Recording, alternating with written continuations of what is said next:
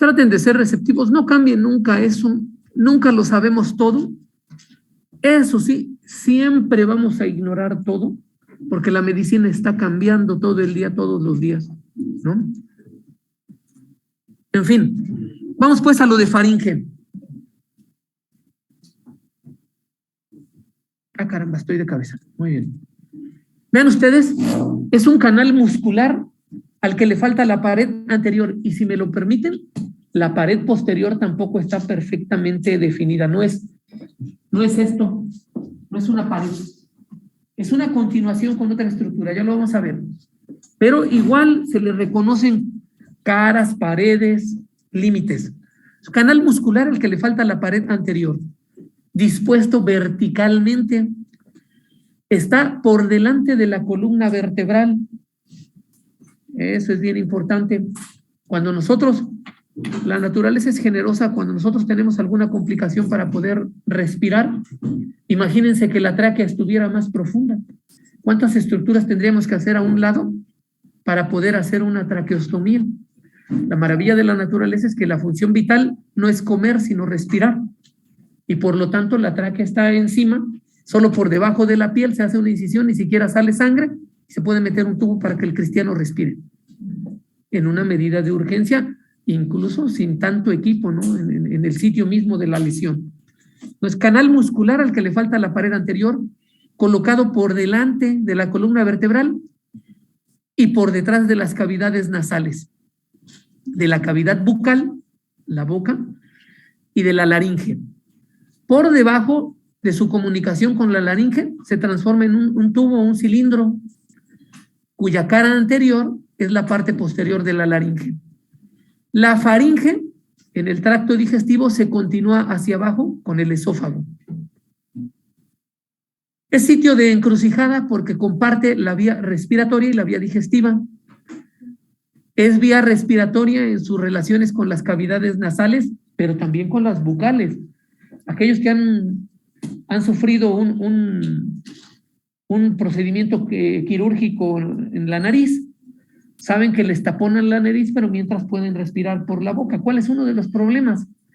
Que al no estar el aparato respiratorio superior funcionando, pues se nos irrita y se nos reseca la garganta. ¿Por qué? Porque el aire no tiene la oportunidad de filtrarse, humedecerse, lubricarse, ¿no? Al momento de pasar por las cavidades nasales. Entonces, es vía respiratoria en su relación con la nariz, pero es vía digestiva porque es la continuación del tubo digestivo que va desde la boca hasta el ano recto, ¿no? Estas vías se cruzan de adelante hacia atrás y por lo tanto pues, se denomina eso, encrucijada aerodigestiva. Intercambia, por lo tanto, conexiones musculares, conexiones mucosas, y eso le da a la faringe una individualidad topográfica particularmente compleja, sobre todo en su relación con el sistema inmune. La faringe interviene en estos mecanismos de deglución, respiración, fonación y también participa en la audición. ¿Sí?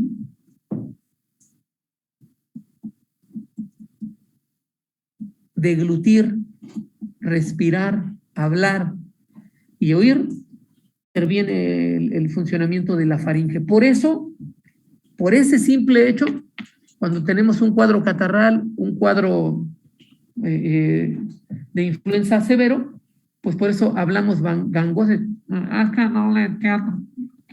No está funcionando de manera apropiada el aparato respiratorio con respecto a fonación. Y también audición, ¿no? Ojalá fuera selectiva la secreción de las glándulas. No, doctor, entonces por eso cuando uno está enfermo o así, también como que no escucha muy bien. Sí, por supuesto, se taponan, decimos coloquialmente, se nos tapan los oídos.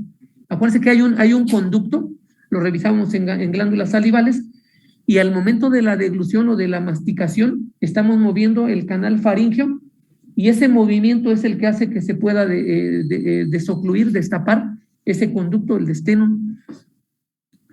Entonces, es importante para todas estas funciones: deglución, respiración, fonación y audición. Es un órgano impar, solo hay una faringe, no como toda mi familia que dicen, ahí lo tienes enfrente de tus narices. Hay que explicarles: nariz 1, narinas 2. Igual con la faringe, solo tenemos una, hay que cuidarla. Es un órgano impar, mediano, simétrico, mediano situado en la línea media del cuerpo, simétrico, si lo partiéramos por la mitad del lado derecho y la del lado izquierdo, son espejos, se reflejan, ¿no? Son simétricas. Se ubica desde la base externa del cráneo, desde la base externa de la base del cráneo, C1 más o menos hasta C6, C7. Variable en cuanto a razas, tipos, géneros y todo. ¿Alguien se acuerda del Cuau? ¿El Cuauhtémoc Blanco? Por cierto, ¿quiénes le van a la América? Maldita sea, ya se quedaron en la orillita, ¿no? Empataron a uno, están ya las semifinales del torneo de fútbol aquí en México. Entonces, le deben el empate al Paco Memo, ¿no? Una noche muy, muy acertada la del fulano, ¿no? Sacó 2 o 3 cosas que ya eran gol. Bueno.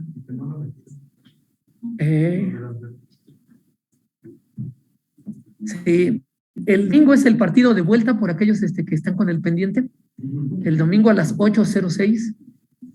A las 8:06 se sabrá si el América llega a una final o se queda en la orillita. Tiene 2 años y medio de no llegar. No le voy a la América, de hecho, ay sí, no. Si les dijera yo a qué equipo le voy, maldita sea, tenemos casi 10 años en la Liga Expansión. El Atlante, ¿a poco hay otros equipos? Es el bueno, el Atlante. No, el Atlante era otra cosa hace muchos años. Fue en algún tiempo el equipo del Instituto Mexicano del Seguro Social. Tiene su buena historia. Grandes jugadores estuvieron ahí. Uno de los más grandes jugadores de fútbol en México, un extranjero, un brasileño, Evanibaldo Castro Caviño, fue 7 veces campeón del fútbol, campeón, el máximo goleador en la liga, 6 de ellas en forma consecutiva, y jugó con el Atlante, también con Pumas. Hugo Sánchez jugó con el Atlante, también con Pumas antes de irse a Europa y triunfar allá, primero con el Atlético de Madrid y luego con el Real Madrid. Pero bueno, es fútbol. Ahora es, ¿quién dicen? ¿Quién es el mejor jugador del mundo?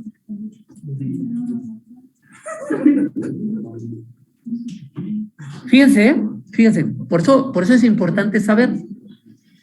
Es actualmente, junto con Messi, de los 2 más populares y más conocidos y los mejores jugadores en el mundo, pero ya no son los mejores, ¿eh? El mejor en este momento es Karim Benzema, jugador del Real Madrid, pero el mejor en el futuro es un jovencito de apenas 22 años que se llama Kylian Mbappé, francés. Es el que vale más en asuntos de dinero. ¿Por qué creen que vale más? Por la edad, porque tiene por lo menos 10 años para jugar al nivel que lo está haciendo. Y hay otro. ¿De qué nacionalidad es este tipo? Erling Haaland. Creo que es suizo o belga o no sé qué, otro jovencito también muy, muy destacado. Si uno, solo para que juntos, escuchen, solo para que juntos nos pongamos a rumiar nuestras tragedias. ¿Saben cuánto dinero ganan esos desgraciados? Ganan miles de pesos por segundo. Por segundo. El traspaso, por ejemplo, porque actualmente estaba en el Paris Saint-Germain, un equipo del Principado de Mónaco, pero los dueños son árabes, esos malditos árabes. Son dueños de equipos de fútbol, son dueños de equipos de la Fórmula 1, son dueños de equipos de fútbol americano, son dueños de equipos de casi de todo. Bueno, esos cuates, solo por el traspaso de Kylian Mbappé se habla de un pago inicial de 180 millones de euros y que le van a dar a ese cuate la oportunidad de que gane los próximos 5 años 30 millones de euros por año, pero él va a ser dueño de sus derechos de publicidad, que dicen los que saben, le dejan más dinero que lo que le pagan. Maldita sea, ¿no? Y nos agüitamos cuando gana el Canelo mucho dinero. Esos ganan más. En fin, se divide en 3 partes. Ahí están los nombres que le vamos a encontrar a la faringe. Puede ser faringe superior o faringe nasal o rinofaringe o epifaringe, coloquialmente y más conocido, nasofaringe, la parte superior.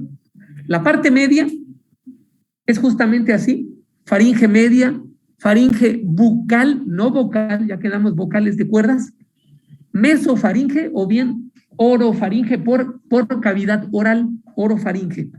Y la parte inferior, que es faringe inferior o faringe laríngea o hipofaringe o laringofaringe. Cualquiera de esos nombres van a tener, de tal suerte que la literatura es muy rica y van a encontrar cualquiera de esos textos. Primera, la faringe facial. Hay que dar las generalidades de esta estructura, situada por detrás del macizo facial, por detrás de los huesos de la cara, lateralmente oculta por lo que corresponde a la rama ascendente de la mandíbula, y la faringe cervical, dos partes, por debajo del borde inferior de la mandíbula, está situada, y es fácil de abordar quirúrgicamente ahí. Su longitud varía con los movimientos de deglución. La distancia, y eso también es importante, sobre todo cuando van a colocar sondas nasofaringeas, nasogástricas, perdón, o nasoduodenales o nasoyeyunales. Para esto les va a servir medir. Siempre se mide antes de colocar la sonda para saber hasta dónde la vamos a meter y más o menos en dónde estamos. La longitud de la faringe varía. La distancia desde los arcos dentarios hasta el origen del esófago, aproximadamente 14 centímetros. Luego consideramos la longitud del esófago, que son otros 15 a 20 centímetros, 18 centímetros, sumamos y ya tenemos más o menos la distancia de la sonda cuando vamos a estar a partir de, si le vamos a colocar oralmente, si ya estamos en estómago o todavía no. Su diámetro transversal es de aproximadamente 4.5 centímetros en la parte superior. Se ensancha un poco en la parte media y llega a 5 centímetros. Vamos a hablar sobre y luego disminuye los tumores a 2 malignos centímetros en la parte inferior. blandas o de se dice coloquialmente son los que es una tumores especie de del embudo. tejido de sostén La parte ancha, la mesodérmico. parte media casi igual. Y luego son los que se originan de los tejidos no óseos Su o diámetro extraesqueléticos posterior en de general, adelante hacia atrás es de 2 a 4 centímetros en la porción de la orofaringe, en la parte media, y eso disminuye a 2 centímetros en la parte laríngea. Es un embudito. Anatómicamente, ¿cómo está constituida la faringe?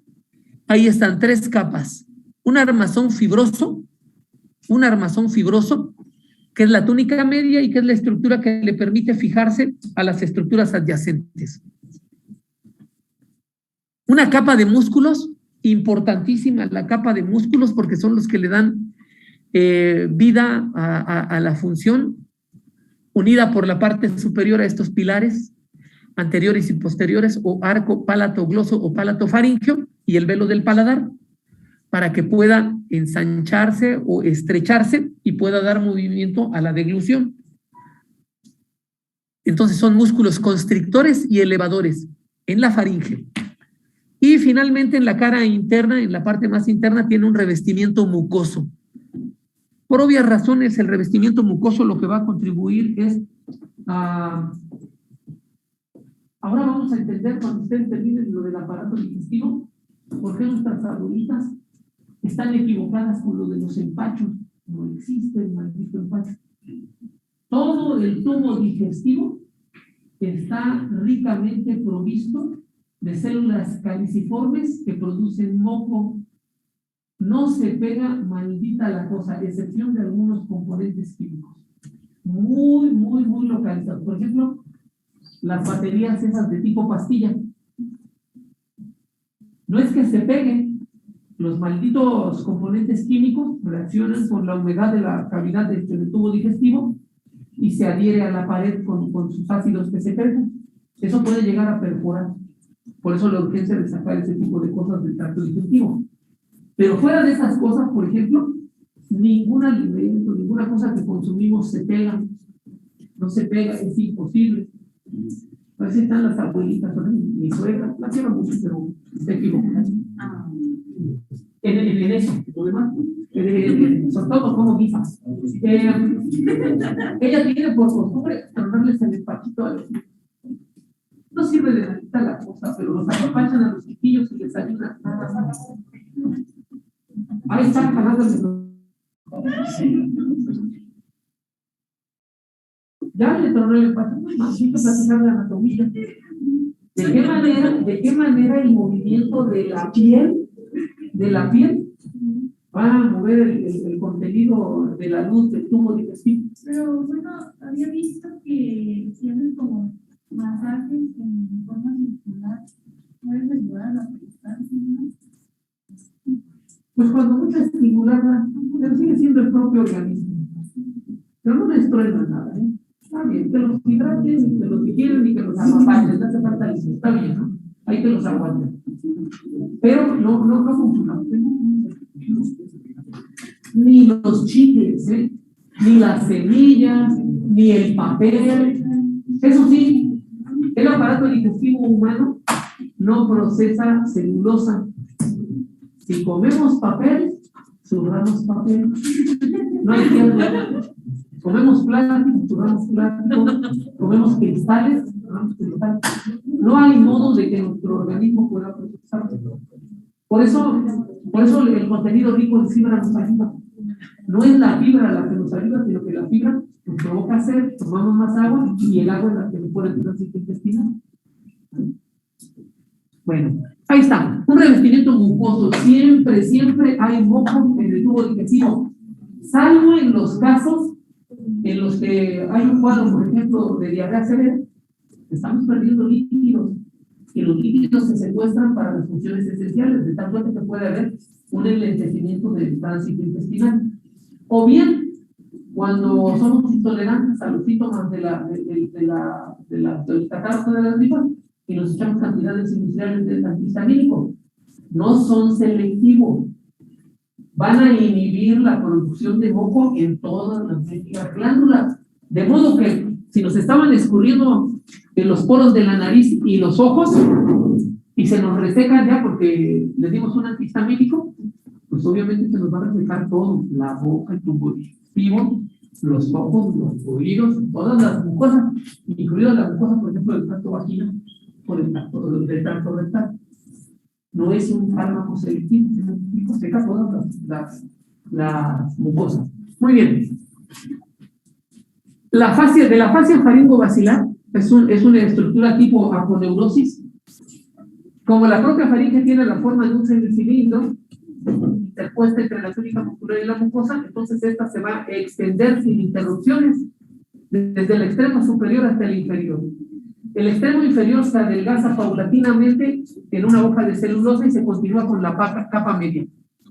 De los músculos de la faringe, importante saber, ya sabemos en el cuerpo solo tenemos 3 tipos de músculos, estriados, lisos y el corazón, que es un asunto aparte.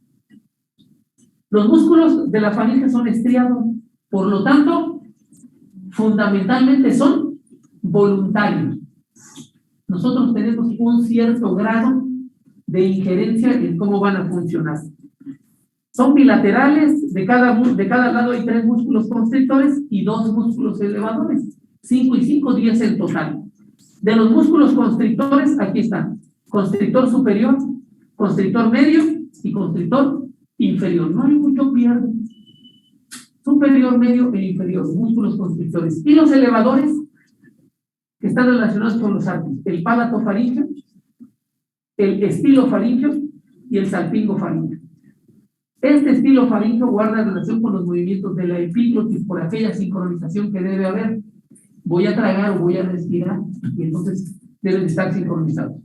Epiglotis, cartílago, cricoides y la lámina del tiroides, inervados y movidos por este músculo elevador, el estilofaringeo. Y el salpingofaringeo es una sola cartílago de la trompa auditiva. Aquí este es bien importante por lo que mencionaba hace un ratito de cómo nos ayudan en la audición y a destapar oídos, a veces el movimiento de la faringe. Coloquialmente, si usted no es chicle, ¿no? O empezamos a hablar, o incluso cuando bostezamos, el bostezo alcanza el movimiento de la faringe y eso puede contribuir a desocluir este conducto, ¿no? El de la trompa auditiva. La mucosa cumple funciones esenciales, está diseñada para que pueda pasar el bolo sin lesiones y sin problemas. Muy importante el proceso de la masticación. Se dice que entre 20 y 25 veces debemos de masticar el bolo y luego deglutirlo. Algo que la gente hoy en día no hace por razones de tiempo. Sí. La otra presentación decía que son también dos músculos elevadores, menciona 3. Aquí, que dice 2 músculos elevadores, se refiere a los de los arcos, palato-faríngeo y palato-gloso, que eran ahí donde estaban, digamos, 2 arcos nada más, con dos columnas que las que voy. Son 3, ¿no? Sí, aquí agregan nada más estos otros porque hacen el movimiento de la parte de lo que corresponde a la laringe, en esta parte de aquí abajo. Pero efectivamente para la faringe son 3 músculos que construyen, que están aquí, y de los 2 que están relacionados con el arco anterior y el posterior, que es el palato faríngeo y el palato gloso, en la parte faríngea. Estos otros van a dar movimiento, pero en la parte de lo de la laringe, de la laringe, con la epiglotis, el cartílago cricoides y la lámina del tiroides, y el salpingo faríngeo, que es el cartílago de la trompa auditiva, que está en la fascia faringo-basilar.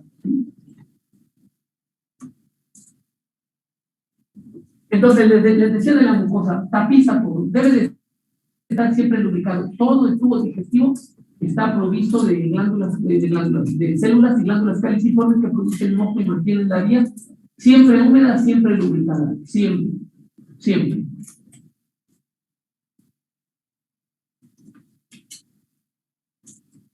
Estos elementos, los de las glándulas mucíparas es mucina, un tipo de grasa que también ayuda a lubricar, y sustancias que van a constituir una especie de barrera para que si en el inter de la ingesta de alimentos pudiéramos ingerir algún microorganismo que pueda ser dañino o patógeno, bueno, esa barrera de grasa, que es una primera barrera física en el sistema inmune, pues no se atraviesa. Cambian a lo largo de la longitud de la faringe. La nasofaringe, ven ustedes, la mucosa es más gruesa e irregular, tiene un epitelio de tipo respiratorio y tiene formaciones adenoideas. En la nasofaringe vamos a encontrar esta cuestión que se llama amígdala faríngea, tubárica y el anillo de Waldeyer. Son una serie de ganglios, digamos, hipertrofiados que se constituyen en eso, amígdalas. Forman parte del sistema inmune y son muy importantes para indicar el estado de salud o enfermedad. En los niños existe siempre la tentación de cuando un niño tiene infecciones recurrentes, en lugar de buscar las causas a las que él puede estar siendo sensible, el endocrinólogo pediatra o el pediatra, por lo menos, son los especialistas en revisar a qué puede ser sensible, y la tentación es, dice la mamá, el niño se me enferma muy seguido, doctor, sáquele las amígdalas. Y como es vago, ¿no?, caemos en la tentación y zumban y se las quitan. Todo este aparato forma parte del sistema inmune, del sistema de defensa. Si algo no debe entrar, el sistema inmune está ahí para vigilar que no pase y mandarnos una respuesta, y entonces se inflaman y duelen, ahí nos busca ayuda. Pero si ya no están, es un riesgo también, por supuesto, ¿verdad? Esto que les conca de las vegetaciones adenoideas, el texto sí cae eso, ¿no? Llegan a complicarse tanto, sobre todo las amígdalas faríngeas, que son unos verdaderos masacotes ahí, que luego se hipertrofian y crecen y dificultan la deglución, o a veces los procesos invasivos de medicina, ¿no?, como la intubación. En esos casos uno debe tomar ciertas medidas, pero que el asunto esté justificado, no nada más porque la mamá no quiere batallar, porque el niño se enferma seguido, y sacárselas, ¿no? En la faringe, también la mucosa en el segmento inferior de la bucofaringe y la lencofaringe, ahí va a ser más delgada y más pálida. Es una capa nada más de un solo número de células que es un epitelio pavimentoso estratificado. A nivel de la laringe, el corion, la parte de abajo, es grueso y laxo y favorece a los deslizamientos de la mucosa. Por obvias razones, ya estamos en la parte de abajo y de lo que se trata es que deje pasar. Es importante saber que si la faringe se obstruye, pues no solo estamos obstruyendo la vía digestiva, que eso sería lo de menos. La bronca es que como es encrucijada, se obstruye la vía respiratoria y ahí sí va a pasar más de 3 minutos o 2. Por eso es importante. Ahora, con respecto a la configuración de la cavidad faríngea en la parte de la nasofaringe, pongo todo esto aquí porque quisiera que en una sola diapo les quedara la parte importante de la información. Yo sé que no es muy didáctico así, pero a la nasofaringe, la parte superior, ya en la cavidad interna, le vamos a distinguir estas paredes: anterior, superior, posterior, lateral e inferior. De nuevo, como si fuera una especie de cubo con sus 6 caras, la pared anterior corresponde a los orificios posteriores a las cavidades nasales. Ya sabemos, esas cavidades nasales se prolongan hacia atrás. Lo que queda en medio es el hueso Bomer. Después de las narinas hacia atrás, en esas cavidades nasales, detrás de cornetes y esas estructuras, detrás están la cavidad nasal derecha, la cavidad nasal izquierda, separados en medio, la parte de abajo, por el hueso Bomer, y esos orificios que quedan en la parte posterior se denominan coanas. Adelante narinas, atrás coanas. Bueno, la parte anterior, la pared anterior corresponde a los orificios posteriores de la cavidad nasal. La pared superior es el fornix. Está esta estructura ubicada por debajo del hueso esfenoides, ese hueso que es clave y que une a la mayoría de los huesos de la bóveda del cráneo. La pared posterior es vertical y va a estar erizada por numerosos islotes linfoides. De nuevo, siempre recordar, en sitios de entrada al cuerpo va a haber terminaciones del sistema inmune y del tejido linfoide, por obvias razones. Las paredes laterales van a presentar el orificio faríngeo de la trompa auditiva. Muchas de estas cosas luego explican por qué la vía auditiva o la vía lagrimal, por qué cuando nos colocamos gotas ahí, recordar también la faringe tiene terminaciones de papilas gustativas. Y aunque nos echemos las gotas acá en los ojos, o en la nariz, o en los oídos, podemos a veces llegar a advertir en la faringe algún cierto sabor de las gotas o medicamentos que estamos tomando, ¿no? Yo tuve pacientes que así me decían, es que esas gotas saben muy amargas. Me dije, no manche, pues no se las tome, no se las coma, póngaselas en los ojos, ¿no? Es que de veras, claro, ya sé, nomás es ganas de hacerlos patinar. Por supuesto, por cavidades están comunicados: ojos, oídos, nariz y faringe, cuando coloquialmente la gente dice garganta, ¿no? Es faringe. En la pared inferior, ahí va a estar en la parte inferior de la nasofaringe, el velo del paladar, que ya vimos esa función de elevación y ser un sello para que lo del bolo no ascienda hacia la cavidad nasal, que luego sí ocurre, sobre todo cuando estamos en las risas y en el convivio y nos echamos un trago de vino o de coca y fumigamos a todos los que tenemos enfrente con la carcajada, ¿no? Y con el sufrimiento, porque pues maldita sea, es vía aérea y no tolera la sensibilidad de líquidos ahí o de alimentos, ¿no? La parte media, la orofaringe, que también se conoce como meso de media, y buco por boca. Esa va a estar comprendida entre dos planos relativamente imaginarios, dos planos horizontales.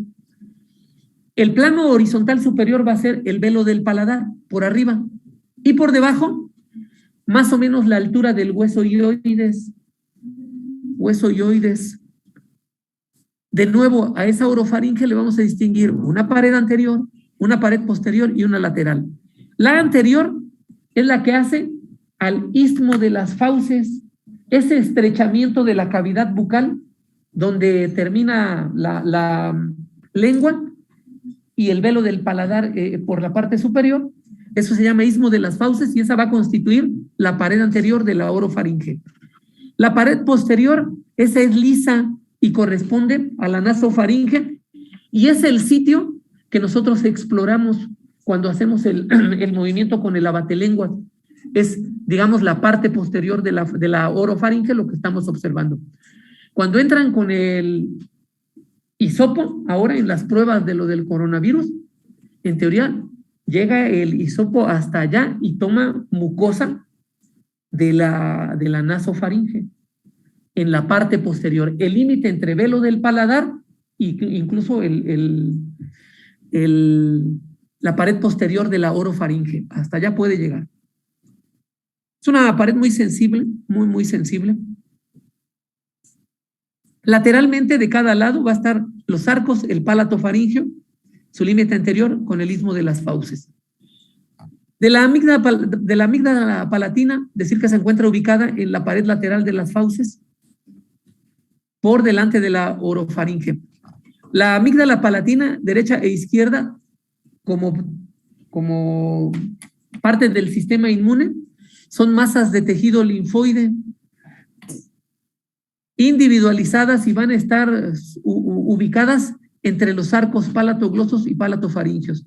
Forman parte del anillo linfático faríngeo, que antes se conocía como anillo de Waldeyer. Todavía lo van a encontrar así muchas veces.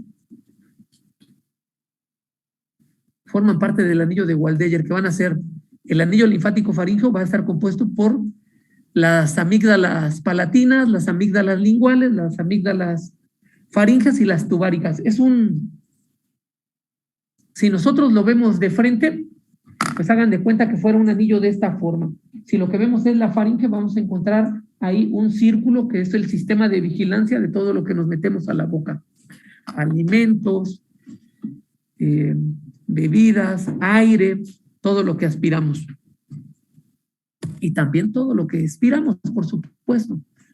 Cada amígdala palatina tiene una forma ovoidea. Ovoidea es una forma simétrica. En realidad, lo de amígdala viene de almendra y va a tener dos caras, una medial y una lateral, y también dos bordes. Y aquí sus relaciones. La cara medial va a estar excavada por criptas profundas, al ser glándula, pues va a estar secretando cosas, absorbiendo cosas, y va a estar ampliando su superficie de contacto. La cara lateral se apoya en las fauces, y de los bordes anterior y posterior, decir que están separados por los arcos correspondientes a los espacios pre o retrotonsilares. Es lo mismo tonsila que amígdala, lo van a encontrar en diferentes textos con el mismo nombre. Quieren decir lo mismo. La vascularización e inervación de las amígdalas palatinas. En cuanto a arterias numerosas, muy ricamente vascularizadas, y provienen de la palatina ascendente, que va a ser rama de la carótida externa. Las venas, el retorno venoso va a estar asegurado por las mismas vías del plexo tonsilar, del plexo amigdalino, que drena en los plexos de la faringe. En cuanto a los vasos linfáticos, terminan en los ganglios submandibulares. Y de nervios, pues dada la movilidad por el nervio lingual y el glosofaríngeo,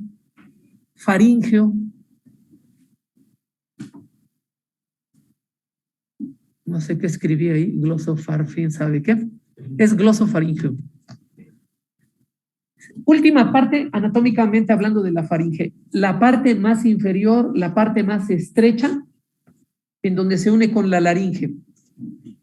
Se llama así, hipofaringe o laringofaringe. Y se va a extender desde el hueso ioides, que ese va a ser su límite superior. Acuérdense, el hueso ioides y el velo del paladar definían la nasofaringe. Del velo del paladar hacia arriba, eso era la nasofaringe. Entre velo del paladar y hueso ioides, la orofaringe, y ahora por debajo del hueso ioides y hasta el borde inferior del cartílago cricoides y hasta el borde inferior del músculo constrictor, más o menos a la altura de C6. Tiene la forma de un embudo que termina en el esófago, Solo su pared anterior y su orificio inferior merecen una descripción, dice la target. De la pared anterior, pues presenta la entrada a la laringe.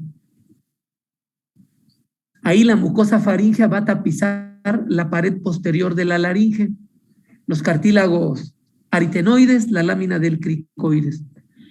Es la única parte cilíndrica de la faringe. La única parte cilíndrica de la faringe, ahí es la laringofaringe. Y del orificio inferior, decir que corresponde al punto donde el músculo esofágico continúa al músculo estriado faríngeo. Recordar la musculatura del, bueno, a lo mejor apenas van a verlo, la musculatura del esófago, si el esófago lo dividimos en 3 tercios, el tercio superior tiene músculo estriado, el tercio medio tiene músculo mixto entre estriado y liso, y el tercio inferior va a tener solo músculo liso. Así es el esófago. La parte superior, entonces, que se une a la laringofaringe, va a tener el músculo estriado.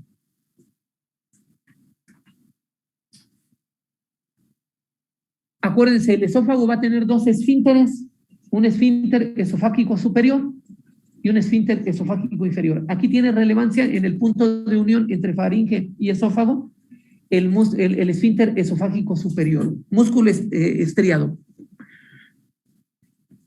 Doctor, entonces el inferior es donde se aceptan normalmente las hernias diastales.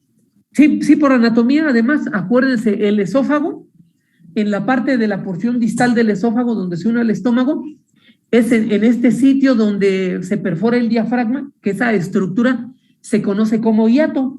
Cuando alguna parte del estómago o del fundus del estómago o del cuerpo del estómago protruye hacia arriba en la cavidad torácica, esa condición se le llama hernia de hiato o hernia hiatal y favorece el mal funcionamiento del contenido gástrico con el reflujo, la aspirosis, la acidez. El esfínter esofágico inferior es clave para que el contenido ácido del estómago no ascienda hacia el tubo esofágico y lo lesione, lo que primero se conoce como esófago de Barrett y luego ya da complicaciones que son lesiones precursoras de cáncer. Muy bien. ¿Se podría repetir su descripción de las fauces? Voy a volver a la imagen para que te quede más fácil. Un segundito, jóvenes. Creo que estaba hace 3 años, al principio de la presentación vimos esa parte. Lo vamos a recuperar porque sí es muy importante esta parte. Carajo, ¿cómo pueden poner tanto, verdad? Aquí. Acuérdense, en la cavidad bucal, esta es la parte frontal, aquí hay unos cortes en las comisuras labiales, labio superior, labio inferior, los frenillos, los arcos dentarios, de donde inician los arcos dentarios superior e inferior, esta parte de aquí, esta es la cavidad bucal propiamente dicha. La parte de atrás de la cavidad bucal es esta región, termina la lengua abajo, arriba están los arcos palatogloso, palatofaringio y la úvula. Este sitio donde tenemos ese arco, por los costados los arcos, por la parte de arriba la úvula y por la parte de abajo la lengua, a esa región se le denomina istmo de las fauces, que es donde se estrecha la parte de la cavidad bucal y la parte también de la faringe, ¿no? Ese es el sitio. Ok, ahora vamos. Ya casi es hora, ¿verdad? ¿Quién sigue? Bueno, ¿aquí mismo? Ok, en lo que llega. Ya estamos en la parte final, que es la faringe. Ahí sí, ya. Ahí vamos. Pero ¿qué tal ahí renegando de lo del mendigo peje, verdad? Y del fútbol. Aquí miren, ya estamos en la última parte.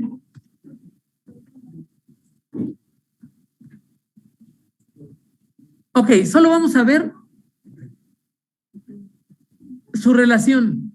Esta región, la faringe cervical, vean ustedes, se relaciona con la arteria carótida común, con la vena yugular interna, tiene relación importante con el nervio vago, con el nervio laríngeo superior, con el hipogloso y con ganglios linfáticos. Es una situación muy importante la del cuello, sobre todo porque es, le digo, sitio de entrada y salida de muchas cosas al cuerpo y por lo tanto tiene que estar muy, muy vigilada. En cuanto a vascularización e inervación de la faringe, ya sabemos, las arterias son ramas de la carótida externa. Y las venas son el retorno venoso que van a terminar en la yugular interna. En cuanto a linfáticos, la región del cuello es muy ricamente provista de núcleos y de ganglios linfáticos.